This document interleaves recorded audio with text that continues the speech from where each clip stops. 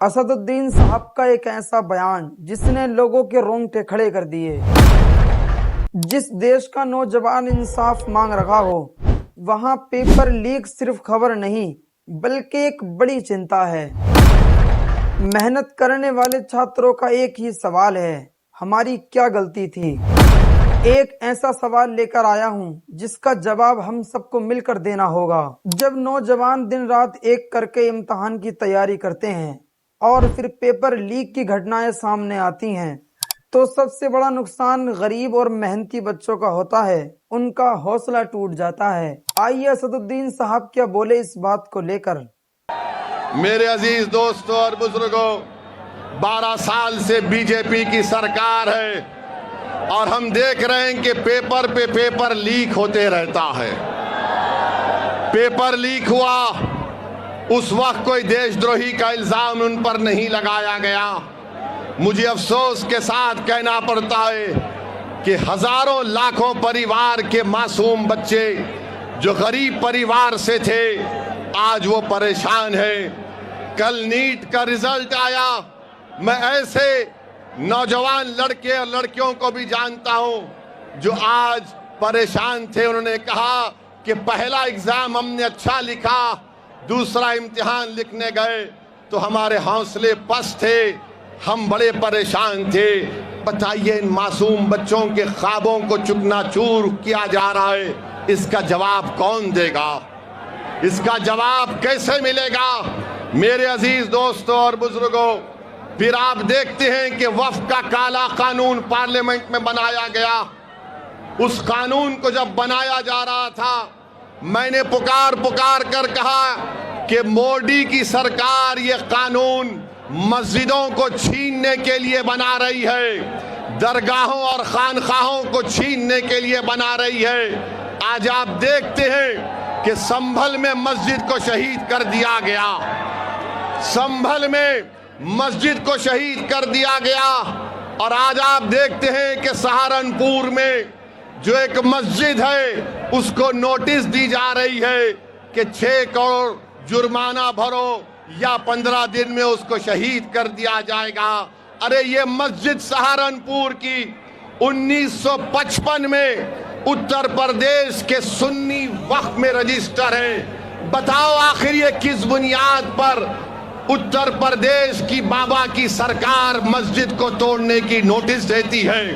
کیا یہ لوگ نہیں جانتے کہ اگر کوئی جگہ 70 سال سے اس زمین پر ہم حی علی الصلاۃ اور حی علی الفلاح کی صدائیں دے رہے ہیں، اگر 70 سال سے جس جگہ پر ہم اپنے سجدے ادا کر رہے ہیں تو سپریم کورٹ نے کہا وقف با یوزر، نیا وقف با یوزر نہیں ہو سکتا مگر پرانا وقف با یوزر برقرار رہے گا، تو نوٹس دی جا رہی ہے۔ افسوس ہوتا ہے کہ اتنا ظلم کیوں کیا جا رہا ہے۔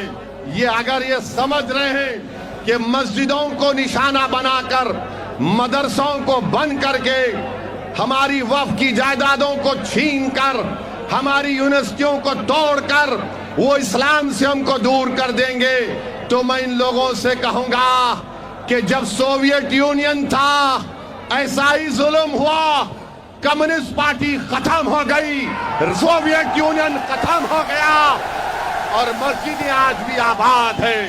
تو تم جو آج ظلم کر رہے ہو انشاءاللہ تعالی تمہاری شکست یقینی ہے۔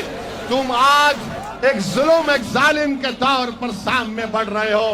میرے عزیز دوستوں اور بزرگوں، آج رامپور میں ایک یونیورسٹی کو توڑنے کی نوٹس دے دی گئی ہے۔ رامپور میں آپ بتائیے کیا یہ نہیں جانتے کہ اتر پردیش میں کتنے مسلمان بچے گریجویٹ ہوتے ہیں؟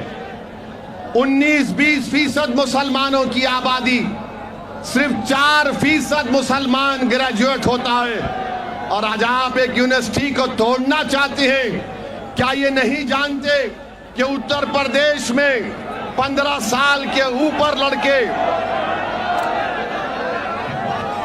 ہلو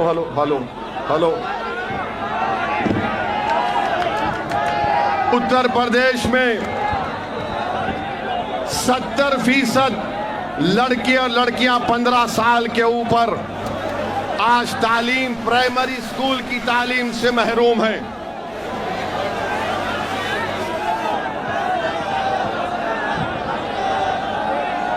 हेलो,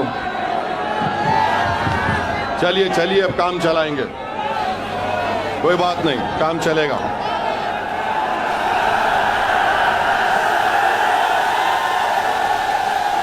मेरे भाई, मुझे माइक की और उसके साउंड सिस्टम की जरूरत नहीं है, मुझे अल्लाह और तुम्हारे साथ की जरूरत है। आप साथ दीजिए, हमको इसकी जरूरत नहीं है। आप मुकम्मल मुत्तहिद हो जाइए। आपका साथ आना पूरे भारत में एक जलजला बन जाएगा। तुम्हारा इत्तेहाद की आवाज पूरी दुनिया में सुनाई देगी इंशाअल्लाह ताला। तो मैं आपसे कह रहा था कि मरकजी हुकूमत का डेटा है, सिर्फ 4% उत्तर प्रदेश के मुसलमान ग्रेजुएट होते हैं। 1834 यूनिवर्सिटी के टीचर हैं उत्तर प्रदेश में। कितने मुसलमान हैं? 55 मुसलमान हैं खाली यूनिवर्सिटी के टीचर। बताओ, ये जुल्म नहीं तो क्या है कि आज उन 3000 बच्चे जो रामपुर की जौहर यूनिवर्सिटी में पढ़ रहे हैं, आप उसको तोड़ना चाहते हैं। ये बात लोगों के सामने आ गई कि मस्जिद को रोकना है जाने से, मदरसे में नहीं जाना इल्म हासिल करने के लिए, हिजाब नहीं पहनना, सर पे टोपी दाढ़ी नहीं रहना, कॉलेज जाकर तालीम हासिल नहीं करना। ये हुकूमत बीजेपी आरएसएस का एजेंडा ये है कि हमको हर दरवाजा हमारा बंद कर दिया जाए।